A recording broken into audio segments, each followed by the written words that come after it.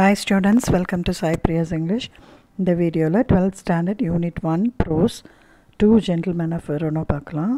It was written by A.J. Cronin. So exam point of வியூவில் இந்த ப்ரோஸில் நீங்கள் தெரிஞ்சுக்க வேண்டிய கண்டென்ட் அண்ட் பேராகிராஃப் படித்தா போதும். ஸோ ஃபஸ்ட்டு இது வந்து 41லேருந்து 47 கொஷின் நம்பரில் 5 மார்க்ஸில் வரும். ஸோ எந்த மாதிரி கேட்டாலும் டூ ஜென்டில்மேன் ஆஃப் வெரோனா அப்படிங்கிறது what is the message, justify the title of the story, இல்லை what are the various jobs undertaken, what was the driving force that made the boy to do various jobs, இந்த மாதிரி என்ன question கேட்டாலும் you just write this one paragraph. First என்ன பண்ணுறீங்கன்னா title போடுறீங்க two gentlemen of Verona and then author A J Cronin. Characters யார் யாருன்னா Nicolo, Jacopo, narrator, his driver and Lucia. Theme என்ன பார்த்தீங்கன்னா அப்பியரன்சஸ் ஆர் டிசெப்டிவ். ஸோ வெளித்தோற்றம் வந்து உண்மை இல்லை அப்படிங்கிறது தான் concept. So the narrator met Nicola and Jacopo at the outskirts of Verona. They were looking shabby and untidy.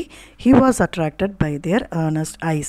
During his stay at Verona, he spots the two gentlemen engaged in some menial jobs. They even offered to help the narrator. Their willingness to work impressed him. Their meager lifestyle puzzled him. The narrator drops them at Polita for their weekly visits and gets to know about their secret mission from a nurse. Their family gets shattered with the war. The boys, along with their sister Lucia, are left on the streets. The girl suffers due to tuberculosis. The boys toil hard for her treatment. In spite of poverty, they don't steal, lie, or beg. The narrator could sense that the boys were the real gentlemen. They exhibited dedication, determination, and sincerity. Despite their shabby appearance, they were shining like heavenly creatures due to their inner beauty. Moral: life blossoms when nobility blooms among mankind. So first narrator என்ன பண்ணுறாரு, அவர் வந்து இட்டாலியில் இருக்கிற Verona அப்படிங்கிற ஊருக்கு போகிறார். அவர் அங்கே வந்து Nicolas and Jacopo அப்படிங்கிற ரெண்டு கேரக்டர் பார்க்குறாரு, ரெண்டு பசங்களை. அதில் என்ன அப்படின்னு பார்த்தீங்கன்னா எதேச்சியாக பார்க்குறாரு, அன்எக்ஸ்பெக்டடாக இவங்களை பார்க்குறாரு. அந்த பசங்க எப்படி இருக்காங்கன்னா ஷாபி அண்ட் அன்டைடி. அவங்க க்ளீனாக இல்லை, ஷாபியாக இருக்காங்க. அவங்க ட்ரெஸ் எல்லாம் நீட்டாக இல்லை. He was attracted by their earnest eyes. அப்படின்னா அவங்க கண்ணில் ஒரு நியாயம், ஒரு சின்சியாரிட்டி, ஒரு நேர்மை இருந்தது.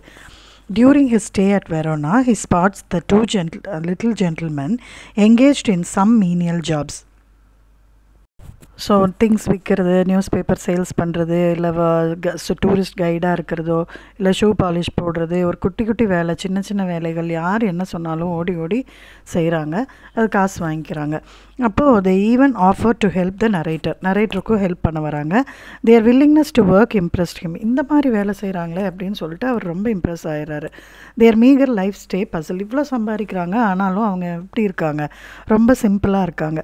ஸோ இவங்க வீக்லி ஒன்ஸ் பொலேட்டா அப்படிங்கிற ஊருக்கு போகிறாங்க. இந்த ரெண்டு பசங்களும் அதை நோட் பண்ணிகிட்டே இருந்துட்டு நரேட்டர் என்ன பண்ணுறாரு, நாமளே ஒரு வாரம் கூட்டிகிட்டு போகலாம் அப்படின்னு சொல்லிட்டு நரேட்டர் அவங்கள ட்ராப் பண்ணுறாரு பொலிட்டாவில் for their weekly visits and get to know என்ன சீக்ரெட் மிஷன், இவங்க எதுக்காக இவ்வளோ சம்பாதிக்கிறாங்க, எதுக்காக இப்படி ஒர்க் பண்ணிகிட்டே இருக்காங்க அப்படின்னு சொல்லி பார்க்குறாங்க. அங்கே போகும்போது தான் தெரியுது, அங்கே இருக்கிற நர்ஸ் சொல்கிறாங்க அவங்களுடைய ஃபேமிலியே வந்து இந்த வார்னால் ஷேட்டர் ஆயிடுச்சு. பாய்ஸ் வந்து அவங்களோட சிஸ்டர் லூசியா அப்படிங்கிறவங்க வந்து சிஸ்டர் லூசியாவும் இவங்களும் அனாதை ஆயிட்டாங்க. அதில் வந்து இவங்க சிஸ்டருக்கு வந்து டியூபர்குலோசிஸ் அட்டாக் ஆகிருக்கு. அந்த டிசீஸ் இருக்கிறதுனால பாய்ஸ் வந்து they toil hard for her treatment. அவங்க ட்ரீட்மெண்ட்காக தான் இப்படி ஓடி ஓடி சம்பாதிக்கிறாங்க.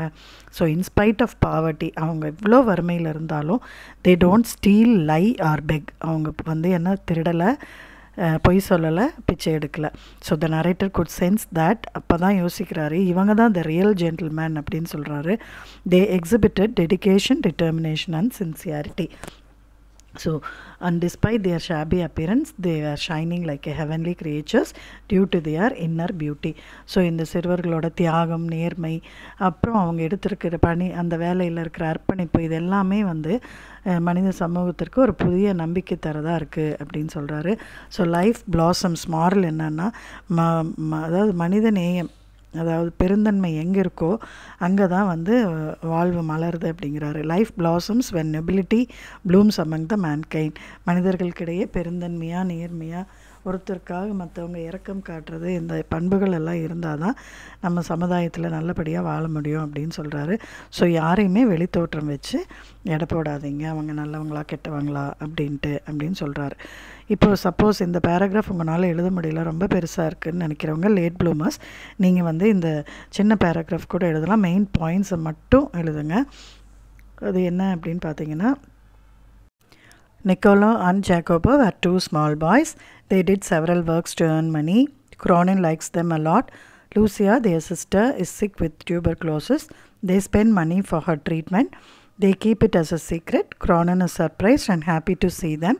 They were noble, gentle and great human beings. அப்படின்னு முடிச்சுட்டு நீங்கள் இந்த மாரல் இதில் சேர்த்து எழுதிக்கலாம். Life blossoms when nobility blooms among mankind அப்படின்னு மாரல் எழுதி முடிச்சிருங்க. Hope you all like this video. Thanks for watching. If you like this video, please like, share and subscribe. Thank you.